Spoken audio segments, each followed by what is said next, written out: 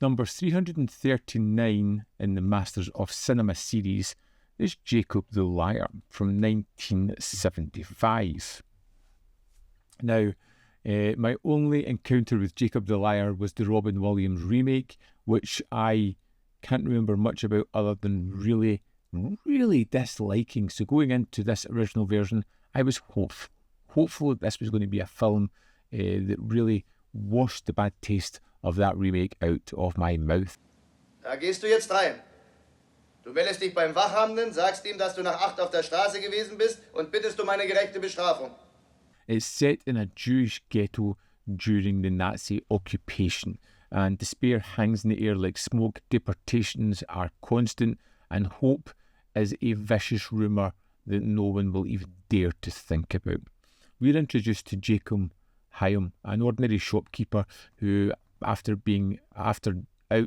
dark, after curfew, is asked to report to the police station for his transgressions, where he hears a radio broadcast, one that seems to hint towards the Soviets getting closer to their place to slowly push back against the Germans in the war.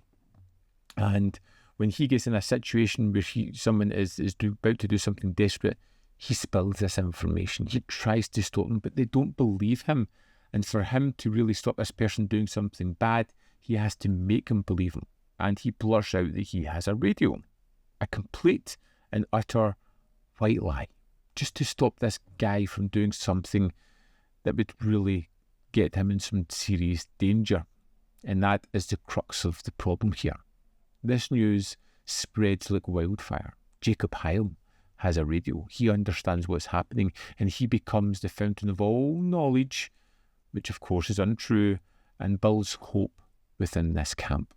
Mit was für Russen? Mit was für Russen besinn dich? Wer neben dir sitzt, Jakob? Die ganze Welt weiß, dass ein Radio hat seit Jahren. What I liked most about this is it feels as if it's all about the people. It really focuses on characters, and the characters are terrific, and it jumps where they are now to their previous interactions in their previous lives, and shows how that dynamic has changed ever so much, although they still have that friendly nature. It's not a Holocaust drama built on spectacle or brutality. It's intimate, it's human, it's about survival through storytelling.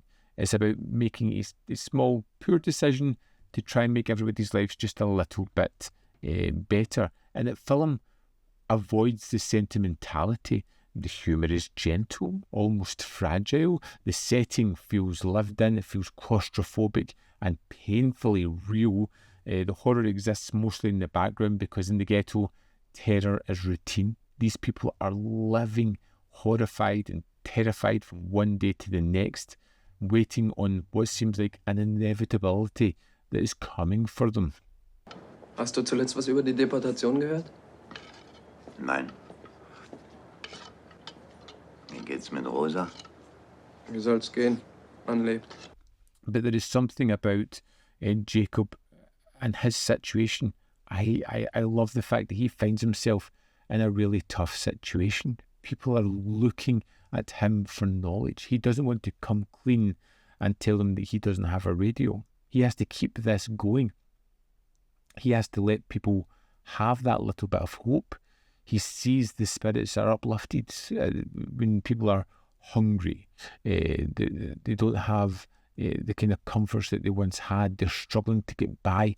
That little bit of hope nurtures their souls. It keeps them just a little bit safer, a little bit warmer, a little bit more content of what's going on. And although it eats away at him, it's for the greater good.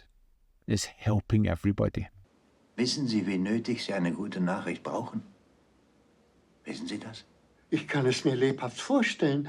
Trotzdem... Aber bleiben Sie mir doch vom Leib mit Ihrem Trotzdem. Jacob's life becomes an act of quiet rebellion. In a place designed to crush spirits, optimism becomes dangerous and powerful. And Jacob can see the impact he's having in other people's lives. But there is a moral weight on him of lies. Is it wrong to tell lies if it saves lives, even temporarily? The film wrestles with the burden that Jacob carries. It never comes down in one point or another. it gives people a little bit of hope in a situation where they would never have it. And it makes you feel like, or personally, that Jakob was good with what he did. He gave people hope. If it was even just for a short while, they had that belief, they had that uplifting moment. Their lives were just a little bit richer because of this lie. I like the idea of that, and I can see the arguments to both weights of whether it's right or wrong. Ich verstehe dich schon. Ich verstehe dich ganz gut. Wenn ich ein Radio gehabt hätte, von mir hätte kein Mensch ein Wort erfahren. The setting is terrific. The production value is amazing.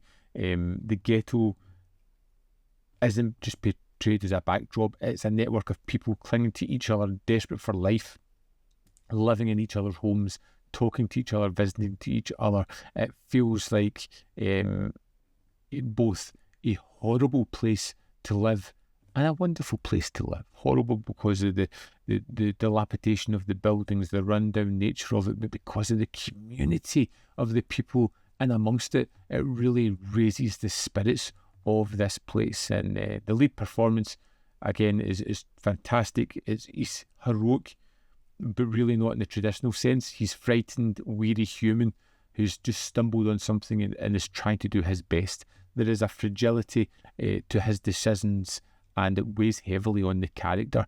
It really does have this balance of light and darkness. There is moments of warmth with the characters, with the people, but then there is encroaching tragedy that is coming, and you can feel it. You hope for the best. Even throughout the film, you're hoping for the best. Although you know there is an inevitability coming, you hope, much like the characters in the film. Wonderful film. Absolutely wonderful.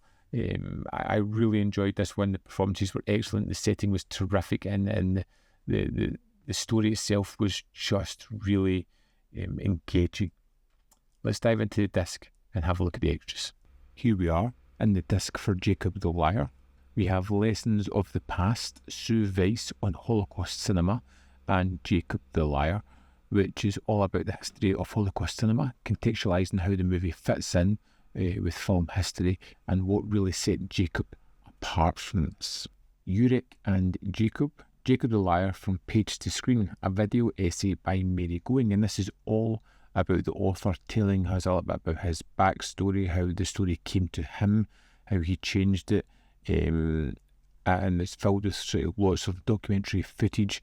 And she also kind of really tells a terrific tale here, a fascinating behind the scenes story. And next we have A Diary for Anne Frank, which is a documentary made in 1950, which has not a lot to do with Anne Frank at all. It's actually more about what happened in East and West Germany, a focus on the Nazis who escaped justice.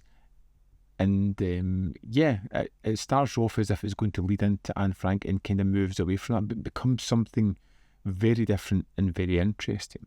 Also included in this set is a 16-page booklet with the essay, and the winner is Jakob the Liar at the Academy Awards by Sebastian Heinduch. And that's the extras for Jakob the Liar. There we have it. Jakob the Liar is deeply humane, is a devastating film about the fragile power in the hope of impossible circumstances. Ask about a simple haunting question. If the truth brings despair, is it better to lie and bring hope? I'd love to know your thoughts on Jakob the Liar. Let me know in the comment box below whether you love it or hate it, or whether you fall somewhere in the middle. As always, there is more content up here. You can see more of my stuff in the description box below, or links to Patreon, membership program, and manvfilm.com, always in which you can support me. Thanks for watching. I'll see you next time.